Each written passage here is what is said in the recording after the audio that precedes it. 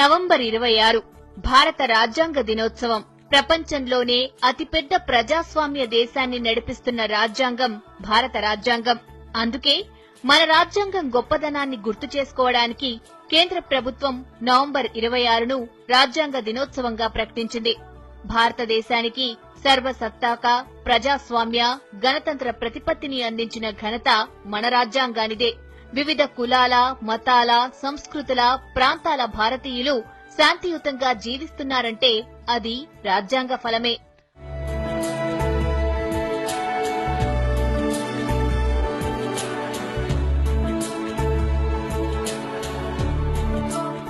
ప్రపంచంలోనే అతిపెద్ద రాజ్యాంగం భారత రాజ్యాంగం. దీనికి 66 ఏళ్లు.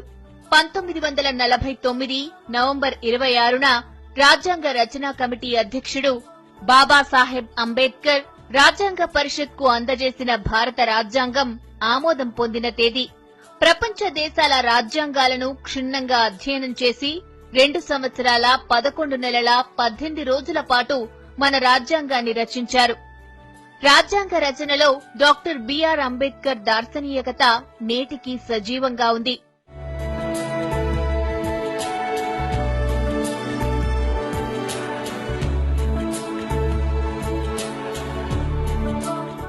స్వాతంత్ర్యానంతరం 1946 జులైలో రాజ్యాంగ సభకు ఎన్నికలు జరిగాయి. నిజానికి ఈ రాజ్యాంగ సభలో అంబేద్కర్ లేరు. ఆ తరువాత అంబేద్కర్ ను రాజ్యాంగ సభలోకి తీసుకోవాలని బాబు రాజేంద్ర ప్రసాద్ చూపిన చొరవతో కాంగ్రెస్ ఆయనను తీసుకోవాలని నిర్ణయించింది.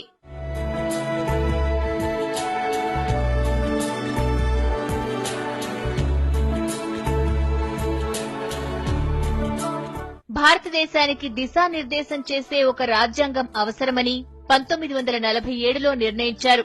అందుకు 1947 ఆగస్టు 29న 7 సభ్యులతో రాజ్యాంగ రచనా సంఘాన్ని ప్రకటించారు. ఆ సంఘానికి చైర్మన్ గా అంబేద్కర్ ని నియమించారు. అంబేద్కర్ తో పాటు రచనా సంఘంలో పండిట్ వల్లభాయ్ పంత్, కెఎం మున్షి, కృష్ణస్వామి అయ్యర్, గోపాలస్వామి అయ్యంగార్, మహమ్మద్ సాదుల్లా, డిపి కైతాన్ ఉన్నారు. అయితే కైతాన్ ఆకస్మిక మరణంతో టి కృష్ణమాచారిని ఆ స్థానంలో నియమించారు. ఈ రచనా సంఘానికి సలహాదారులుగా బి నరసింహరావును నియమించారు. భారత రాజ్యాంగం నిర్మాణం కోసం 2 సంవత్సరాల 11 నెలల 18 రోజుల సమయం పట్టింది. ఈ రచనా సంఘంలో అందరికంటే ఎక్కువ కృషి చేసిన వాడు అంబేద్కరేనని అందరూ ఒప్పుకున్నారు. రచనా సంఘం ఏర్పడిన నాటి నుంచి అంబేద్కర్ రాజ్యాంగ రచన అనే బృహత్ కార్యానికి తన సర్వశక్తులు వెచ్చించారు.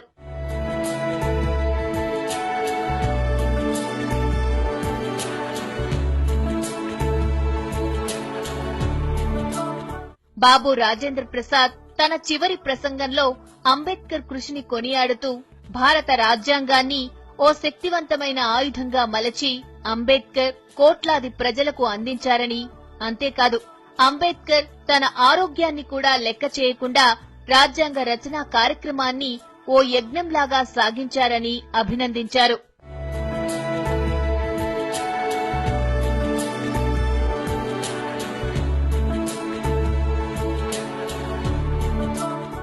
అలా 2 సంవత్సరాల కృషి ఫలితంగా 1949 నవంబర్ 26న రాజ్యాంగ రచనా కమిటీ అధ్యక్షుడు బాబాసాహెబ్ అంబేద్కర్ రాజ్యాంగ పరిషత్కు భారత రాజ్యాంగాన్ని అందజేశారు.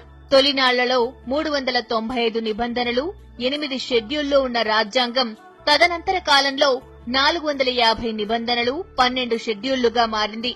భారత రాజ్యాంగాన్ని ప్రపంచంలోనే అతిపెద్ద లిఖిత రాజ్యాంగంగా రూపొందించడంలో అంబేద్కర్ది కీలక పాత్ర. విదేశీ రాజ్యాంగాలలో ఉన్న అంశాలనే కాక భారతదేశానికి పనికి వచ్చే ప్రజాస్వామ్య, లౌకిక అంశాలతో పాటు స్వేచ్ఛ, స్వాతంత్రాలను, బౌద్ధాన్ని రాజ్యాంగంలో పొందుపర్చారు. ఆయన రాజ్యాంగంలో పొందుపరిచిన అన్ని ప్రకరణలతో పాటు ప్రాథమిక హక్కులు, ఆదేశిక సూత్రాలు ఈ రోజుకే కాదు ఏ నాటికైనా పురోగమనానికి మార్గదర్శకాలుగా ఉంటాయి.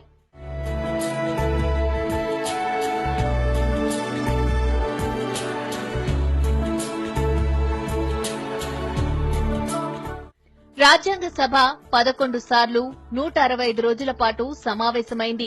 ఇందులో 114 రోజులు రాజ్యాంగం రాతప్రతిపై వెచ్చించింది.